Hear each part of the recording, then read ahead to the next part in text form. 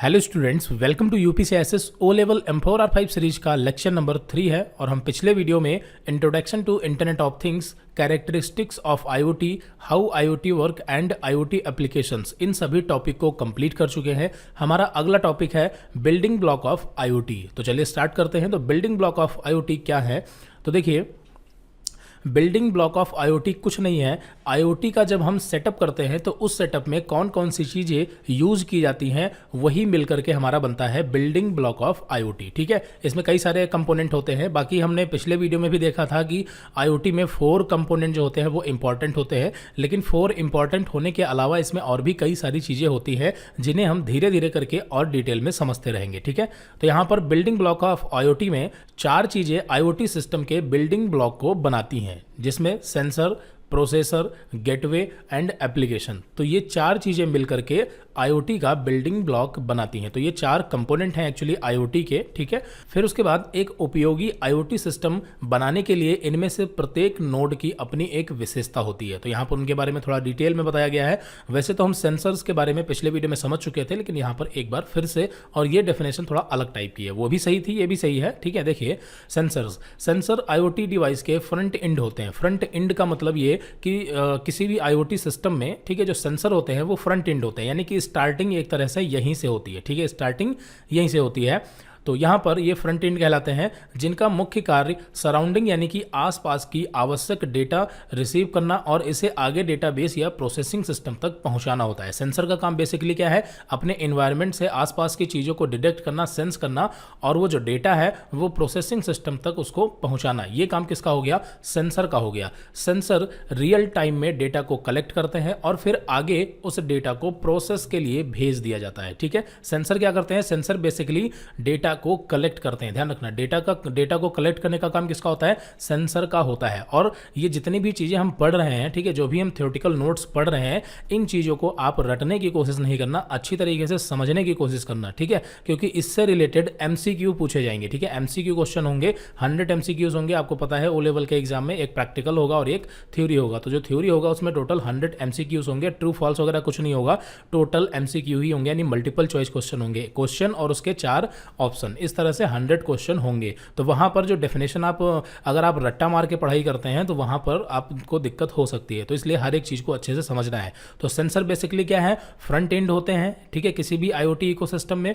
और बेसिकली उनका काम क्या होता है? डेटा को कलेक्ट करना। और ये एक तरह से मतलब इनपुट डिवाइस का काम करते हैं। इनपुट कह सकते हैं हम, इनपुट डिवाइस के अंतर्गत इसको रख सकते हैं। क्लियर है? तो सेंसर का काम डेटा को कलेक्ट करना। इस तरह से एमसीक्यू पूछा जा सकता है। फिर उसके बाद फिर आगे उस डेटा को प्रोसेस के लिए भेज दिया जाता है। सेंसर कई प्रकार के होते हैं जिनका अलग अलग वर्क होता है, जैसे गैस सेंसर हो गया, वाटर क्वालिटी हो गया, मोशन सेंसर हो गया, मॉइस्चर सेंसर हो गया, इमेज सेंसर हो गया। अलग अलग बहुत सारे सेंसर होते हैं जिनका हम प्रैक्टिकल यूज भी आगे देखेंगे। ठीक है, अगले चैप्टर में। तो सेंसर्स के बारे में डिटेल में आपको अच्छे तरीके से पता चल गया। अगला यहां पर कंपोनेंट है प्रोसेसर। प्रोसेसर कुछ नहीं है। प्रोसेसर जैसे हर मोबाइल में या कंप्यूटर में या सीपीयू में, मतलब लैपटॉप वगैरह में प्रोसेसर, यानी जिसे हम नॉर्मली सीपीयू कहते हैं, वो मेन पार्ट होता है। ठीक है, तो यहां पर प्रोसेसर कंप्यूटर और अन्य इलेक्ट्रिकल सिस्टम के रूप में प्रोसेसर आईओटी प्रणाली का दिमाग होता है। वही चीज है। ठीक है, प्रोसेसर है, वो किसी भी डिवाइस में हो, प्रोसेसर का साइज छोटा हो बड़ा हो, लेकिन वो है तो प्रोसेसर ही ना। काम उसका क्या है? प्रोसेस करना। तो यहां पर सीधी सी बात है, प्रोसेसर का मुख्य कार्य सेंसर द्वारा कलेक्ट रॉ डेटा को प्रोसेस करना और उसे सार्थक जानकारी और ज्ञान में बदल देना। सिंपल है। यानी प्रोसेसर का मेनली काम क्या है कि जो सेंसर द्वारा रॉ डेटा मिलता है। सेंसर क्या है? सेंसर अभी हमने जस्ट देखा। सेंसर क्या करेंगे? एनवायरनमेंट से यानी आसपास से डेटा को कलेक्ट करेंगे, जैसे टेम्परेचर क्या है, एयर क्वालिटी कैसी है, ठीक है, मौसम कैसा है, इस टाइप के डेटा को वो कलेक्ट करेंगे। ठीक है, दिन है या रात है, यानी अंधेरा है या फिर उजाला है, इस तरह की चीजों को सेंसर जो है वो डिटेक्ट करेगा, सेंस करेगा। तो वो क्या होगा? एक तरह का डेटा ही तो होगा। डेटा क्या होता है? मतलब जो भी कंप्यूटर में या किसी भी डिवाइस में जो भी इंफॉर्मेशन होती है वो एक डेटा के फॉर्म में ही होती है। अब अगर वो डेटा प्रोसेस नहीं है तो वो रॉ डेटा कहलाता है, और अगर उस डेटा को हम कहीं यूज कर सकते हैं, यानी कि वो प्रोसेस डेटा है, तो वो एक इंफॉर्मेशन कहलाती है। तो ये सब चीज़ें तो हम समझ चुके हैं, बेसिक फंडामेंटल्स ऑफ कंप्यूटर में ये सब समझ चुके चुके हैं कि डेटा क्या होता है, रॉ डेटा क्या होता है, प्रोसेस डेटा क्या होता है, इन्फॉर्मेशन क्या होती है, तो इसमें आप कंफ्यूज ना हो, ठीक है। तो यहाँ पर सेंसर जो रॉ डेटा को यहाँ पर कलेक्ट करता है, प्रोसेसर उसे प्रोसेस करता है और एक इन्फॉर्मेशन में बदल देता है। संक्षेप में कह सकते हैं कि इसका नाम डेटा को इंटेलिजेंस देना होता है, ठीक है। प्रोसेसर को एप्लीकेशन द्वारा आसानी से कंट्रोल किया जा सकता है। जो हमारा प्रोसेसर है उसे हम एप्लीकेशन यानी कि सॉफ्टवेयर के थ्रू, एप्लीकेशन यानी सॉफ्टवेयर के द्वारा हम उसे कंट्रोल कर सकते हैं। और इसका एक काम डेटा को सुरक्षा प्रदान करना भी है, जो कि डेटा का इंक्रिप्शन और डिक्रिप्शन करते हैं, ठीक है। फिर यहाँ पर एग्जांपल में बताया गया है माइक्रो कंट्रोलर, ठीक है। माइक्रो कंट्रोलर, एम्बेडेड हार्डवेयर, ठीक है, एम्बेडेड हार्डवेयर डिवाइसेस, ये सब एक क्या है, प्रोसेसर के एग्जांपल है, यानी कि इसमें प्रोसेसर होता है। तो जो माइक्रो कंट्रोलर है आईओटी में हम इसी का यूज करते हैं, किसका, माइक्रो कंट्रोलर का। माइक्रो कंट्रोलर एक तरह से आपका लैपटॉप या सीपीयू जैसा ही होता है, लेकिन इसमें पार्ट और स्टोरेज और हर एक चीज इसमें कम होती है कंपेयर करें अगर हम किसी लैपटॉप या सीपीयू से। आपका जो फोन है उसमें भी प्रोसेसर होता है, आपका जो टैबलेट है उसमें भी होता है, लैपटॉप में भी होता है, ठीक है, लैपटॉप में भी प्रोसेसर है, आपको पता है। और आपका सीपीयू जो डेस्कटॉप कंप्यूटर है उसमें भी प्रोसेसर होता है। यहाँ तक कि जो भी इस टाइप की डिवाइसेस गैजेट होते हैं उसमें सभी में प्रोसेसर होता है, लेकिन सबकी अपनी अपनी कैपेसिटी होती है, ठीक है, उसकी अपनी स्पीड होती है और उसी हिसाब से वो महंगा या फिर सस्ता होता है। तो आईओटी में हम क्या यूज करते हैं, आईओटी में क्या हम मोबाइल फोन का यूज करते हैं एज अ प्रोसेसर, या टैबलेट का, या फिर लैपटॉप का, या फिर डेस्कटॉप का, नहीं, नॉर्मली, ठीक है, बाकी तो हम यूज किसी का भी कर सकते हैं, लेकिन नॉर्मली आईओटी में एज अ प्रोसेसर हम माइक्रो कंट्रोलर का यूज करते हैं, आर्डिनो माइक्रो कंट्रोलर, जिसे हम आगे पढ़ेंगे प्रैक्टिकल तरीके से, ठीक है। तो माइक्रो कंट्रोलर क्या है, माइक्रो कंट्रोलर कुछ नहीं है, जिस तरह से आपका डेस्कटॉप, लैपटॉप, इसी तरीके से आपका माइक्रो कंट्रोलर एक छोटी सी डिवाइस होती है जिसमें रैम, रोम, ठीक है, ये हार्ड डिस्क हो गया, प्रोसेसर हो गया, जरूरी जो कंपोनेंट होते हैं वो सारी चीजें इसमें होती हैं, ठीक है। तो वो हमारा माइक्रो कंट्रोलर कहलाता है। बाकी माइक्रो कंट्रोलर के बारे में डिटेल में आगे हम पढ़ेंगे। तो क्लियर हो गया, प्रोसेसर के बारे में अच्छे समझ में आ गया। नेक्स्ट है यहाँ पर गेटवे। गेटवे क्या है, ये बेसिकली क्या है, जब हम कोई भी एक नेटवर्क बनाते हैं तो उस नेटवर्क का एक मेन पॉइंट होता है, उसे हम कहते हैं गेटवे, ठीक है। तो यहाँ पर गेटवे की भी जरूरत है और नेटवर्क की भी जरूरत है, ठीक है। तो नेटवर्क यानी कि मान लेते हैं कि आपका एक रूम है या एक पूरा घर है, उसमें कई सारे मल्टीपल रूम्स हैं और उन सभी रूम्स में एलईडी लगे हुए हैं, ठीक है, एलईडी बल्ब लगे हैं, फैन लगे हुए हैं और भी अलग अलग टाइप की डिवाइसेस लगी हैं, जैसे किचन है, किचन में आपका फ्रिज रखा हुआ है, ठीक है, वॉशिंग मशीन रखी हुई है। तो ये सारी चीज़ें क्या है, डिवाइसेस हैं और इन डिवाइसेस को आप कनेक्ट करेंगे एक दूसरे के साथ ताकि आप इसे फ़ोन से या रिमोट से कहीं से भी कंट्रोल कर सकें एक ही जगह से, ठीक है। तो और हो सकता है कि आप इसका डेटा इंटरनेट पर भी सेव करना चाहें, क्योंकि जब तक ये डेटा इंटरनेट पर नहीं होगा तब तक आप इसे कहीं से एक्सेस नहीं कर सकते, ठीक है। आप इसको आराम से ध्यान से समझिए, ये आपका एक रूम है और ये आपका एक दूसरा रूम है, ठीक है। और यहाँ पर मान लेते हैं कि आपकी फ्रिज रखी हुई है, यहाँ पर वॉशिंग मशीन रखा हुआ है, ठीक है, और इस रूम में भी एक एलईडी बल्ब लगा है और यहाँ पर ये फैन आपका लगा हुआ है, ठीक है। इस तरीके से यहाँ पर भी फैन लगा हुआ है इस रूम में, यहाँ पर भी एलईडी बल्ब लगा हुआ है। और इन सब चीज़ों को अगर आप ब्लूटूथ या वाईफाई यानी कि लोकल नेटवर्क के तहत घर से ही कंट्रोल करना चाहते हैं तो इसमें आपको इंटरनेट की जरूरत नहीं पड़ेगी।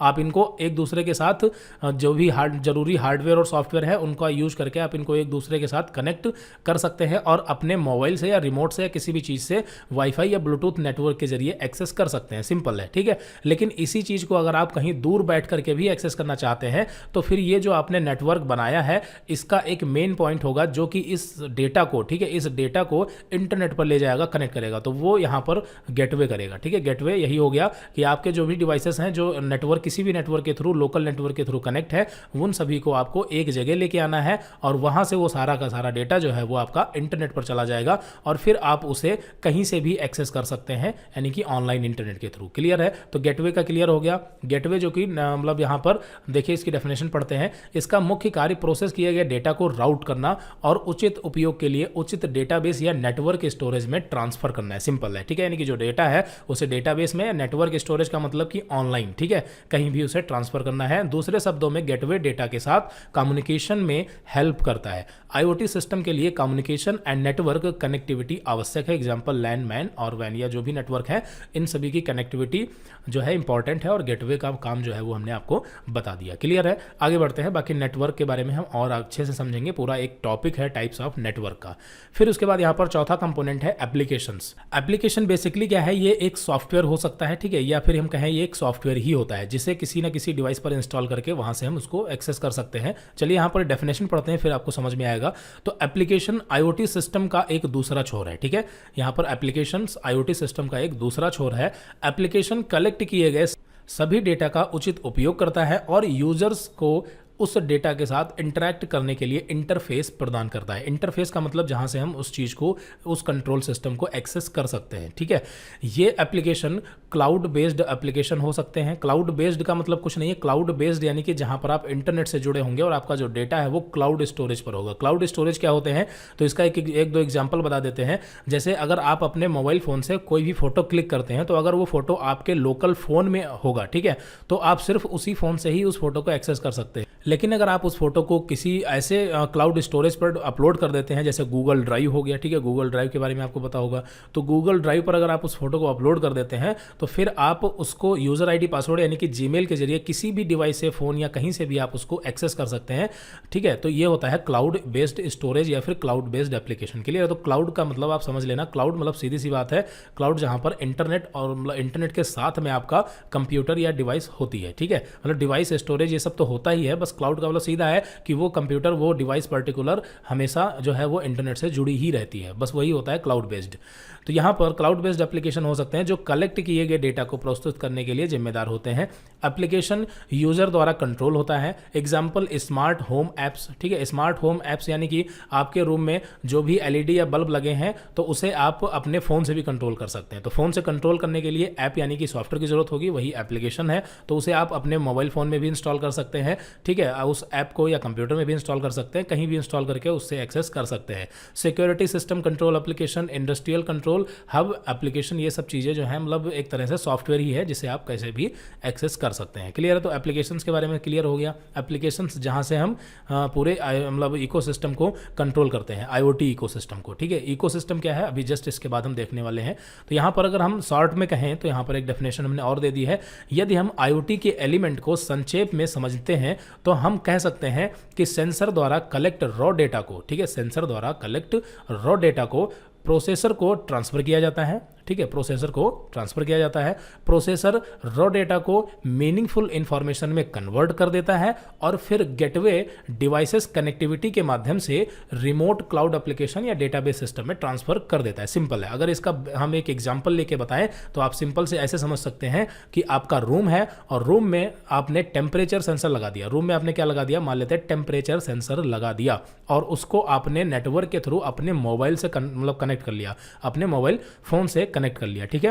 तो अब क्या होगा कि जो सेंसर आपका है यानी कि जो आपका टेम्परेचर सेंसर है वो रूम के टेम्परेचर को सेंस करेगा यानी देखेगा, और वो जो डेटा होगा वो भेजेगा अपने माइक्रो कंट्रोलर प्रोसेसर के पास। प्रोसेसर क्या करेगा, उस डेटा को प्रोसेस करेगा और देखेगा कि हाँ ये जो है टेम्परेचर है, ठीक है, और फिर उस कलेक्ट डेटा को क्लाउड के जरिए यानी गेटवे के जरिए आपके एप्लीकेशन यानी कि आपके मोबाइल फ़ोन पर, ठीक है, जहाँ पर उससे जिस एप्लीकेशन से आपने कनेक्ट किया है, जिस सॉफ्टवेयर से उसको, वहाँ पर आपको इन्फॉर्मेशन मिलेगी कि आपके रूम का टेम्परेचर क्या है, ठीक है। तो रूम का टेम्परेचर क्या है वो आपको अपने फ़ोन पे दिखाई देगा रियल टाइम में। क्लियर है? अब फिर उस टेम्परेचर के आधार पर आप क्या करना चाहते हैं वो इसका अलग पार्ट है, ठीक है। यहाँ पर जितना हमने अभी आपको बताया है कि जो रूम का टेम्परेचर है वो किस तरीके से आपके फ़ोन के पास आएगा, उसके लिए सेंसर की ज़रूरत पड़ेगी, प्रोसेसर की ज़रूरत पड़ेगी, और वहाँ पर नेटवर्क यानी कि गेटवे वगैरह की भी ज़रूरत पड़ेगी, और फिर फाइनली आपका एप्लीकेशन यानी कि आपके ऐप पर वो इन्फॉर्मेशन मिलेगी। इन्फॉर्मेशन को आप किस तरह से यूज़ करना चाहते हैं,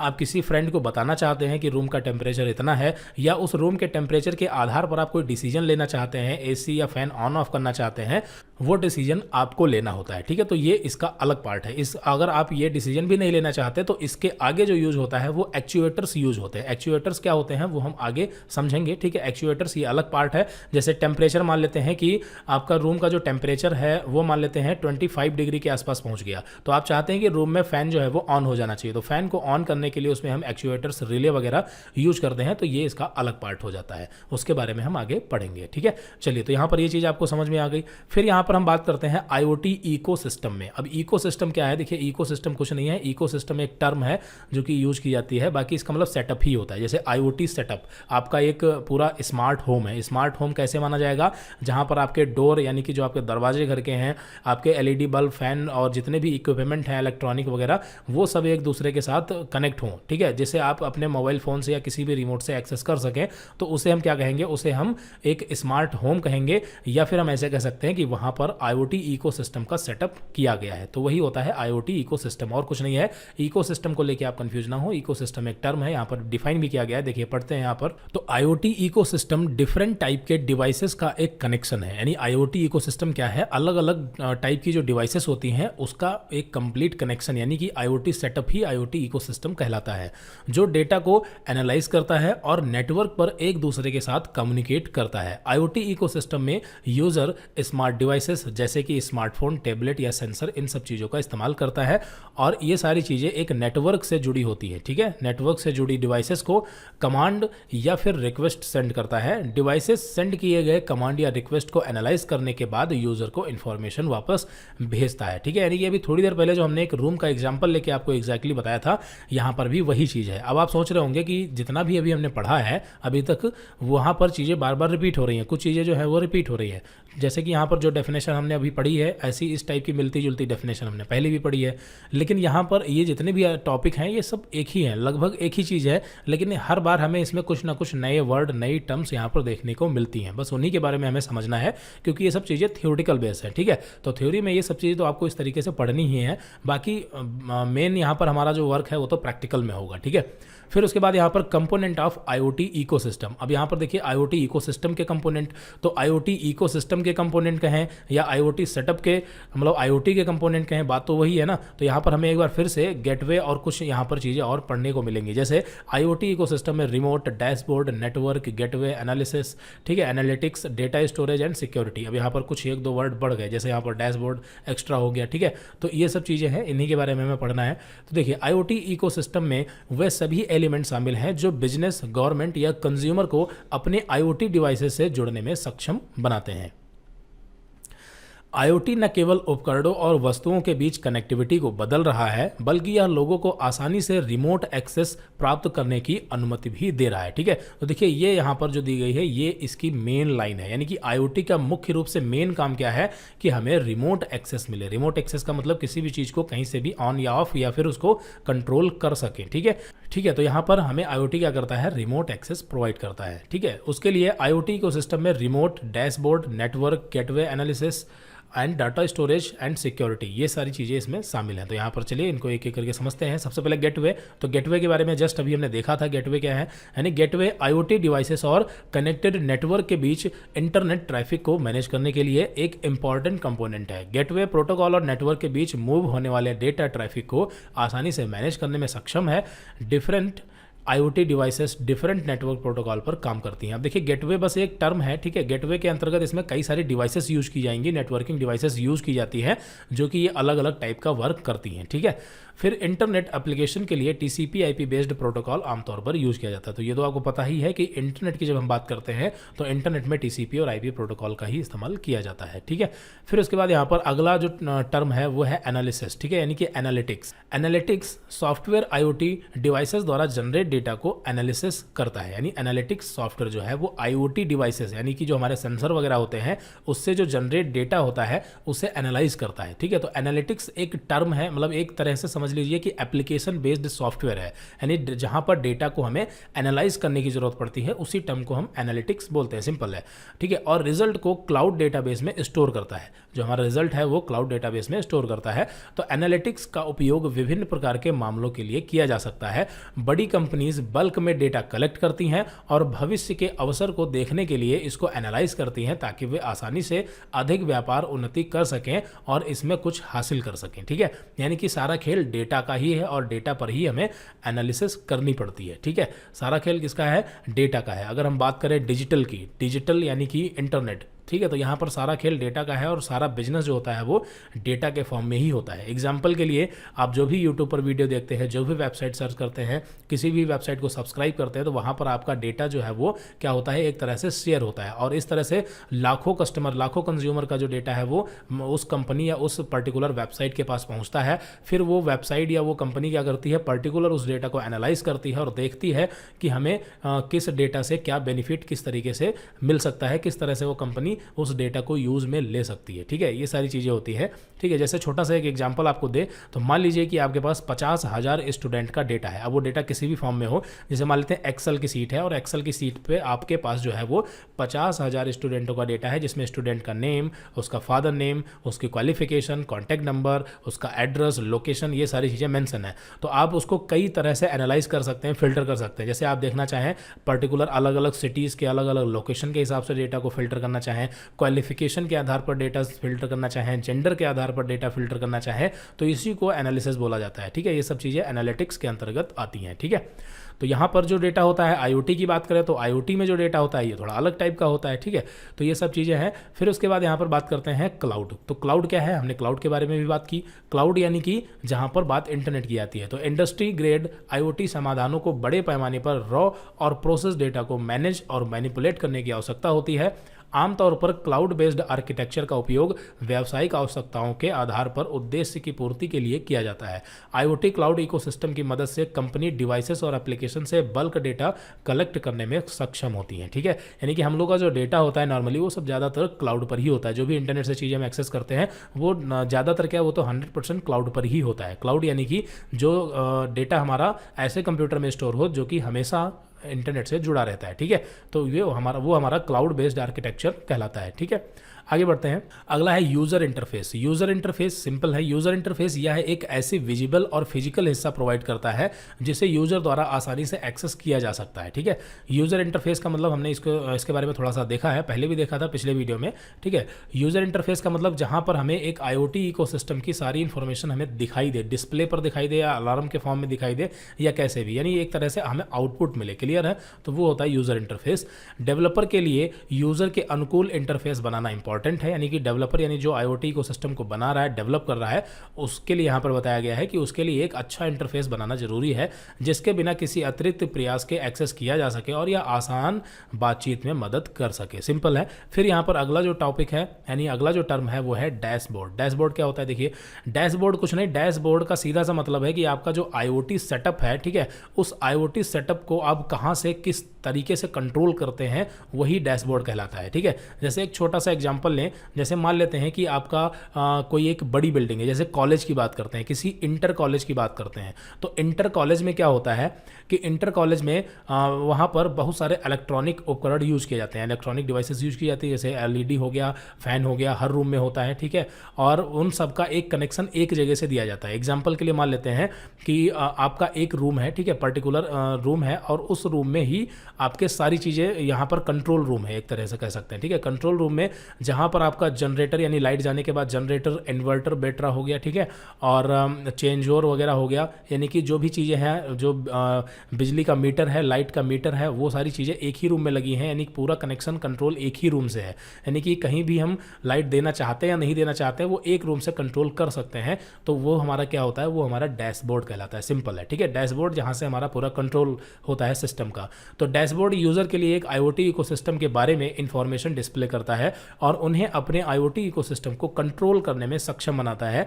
यह आमतौर पर एक रिमोट हो सकता है, रिमोट यूनिट जैसे कि मोबाइल एप्लीकेशन। ठीक है, अब मोबाइल एप्लीकेशन भी आपका डैशबोर्ड हो सकता है। जैसे आपका रूम है और रूम में जो भी एलईडी फैन या जो भी चीज़ें लगी हुई है उसे अगर आप कंट्रोल करना चाहते हैं तो अपने मोबाइल एप्लीकेशन से यानी कि डैशबोर्ड से उसे कंट्रोल कर सकते हैं। तो आपका smartphone, tablet, PC, smart watch या कुछ भी, ठीक है, ये इसमें से हम किसी को भी अपना डैशबोर्ड बना सकते हैं। डिपेंड करता है कि आपका जो आईओटी का स्केल है वो क्या है। अगर रूम की यानी कि एक स्मार्ट होम की बात करें, छोटे घर की बात करें, तो उसमें जो आईओटी का स्केल होता है वो छोटा होता है, जिसमें हम आमतौर पर रिमोट के लिए यानी डैशबोर्ड के लिए मोबाइल का या फिर कंप्यूटर या लैपटॉप का ही यूज़ करते हैं। जबकि जो कंपनी और फैक्ट्रीज होती है बड़ी बड़ी, वहाँ पर मोबाइल या फिर कंप्यूटर का यूज़ ना करके उसके लिए पूरा एक कंट्रोल रूम अलग से सिस्टम बनाया जाता है। ठीक है, तो ये सारी चीज़ें होती हैं, आपने मूवीज़ वगैरह में देखा भी होगा। तो यहाँ पर ये डैशबोर्ड की बात हो गई। फिर यहाँ पर डेटाबेस और डेवलपमेंट। तो डेटाबेस कुछ नहीं है, डेटाबेस यानी जहाँ पर हमारा डेटा स्टोर किया जाता है। अब बेसिकली ये जाहिर सी बात है कि मेमोरी में ही स्टोर किया जाएगा। तो एक उचित डेटाबेस सिस्टम होना आवश्यक है जो डिफरेंट डिवाइसेस और एंड यूजर से कलेक्ट किए जा रहे डेटा को स्टोर और मैनेज कर सके। ठीक है, फिर उसके बाद डेवलपमेंट। डेवलपमेंट का मतलब कि ये है कि IoT जो है वो कंटिन्यूसली डेवलप होता ही जा रहा है, यानी कि समय के साथ जैसे जैसे आवश्यकता बढ़ती जा रही है वैसे वैसे इसका डेवलपमेंट भी चल रहा है, इसमें प्रोग्रेस हो रही है। ठीक है, तो ये IoT इकोसिस्टम में ये भी उसकी एक टर्म है डेवलपमेंट। ठीक है, तो यहाँ पर IoT इकोसिस्टम को हमने क्लियर कर लिया है। अब यहाँ पर जो हमारा अगला टॉपिक है वो है टाइप्स ऑफ नेटवर्क का। तो टाइप्स ऑफ नेटवर्क ये थोड़ा सा बड़ा टॉपिक है, क्योंकि इसमें हमें कई अलग अलग टाइप के नेटवर्क को पढ़ने को मिलेगा। तो ऐसा करते हैं कि इस टॉपिक को हम अगली वीडियो से स्टार्ट करेंगे। तो इस वीडियो में इतना ही, मिलते हैं अगली वीडियो में। Okay, so thanks for watching this video.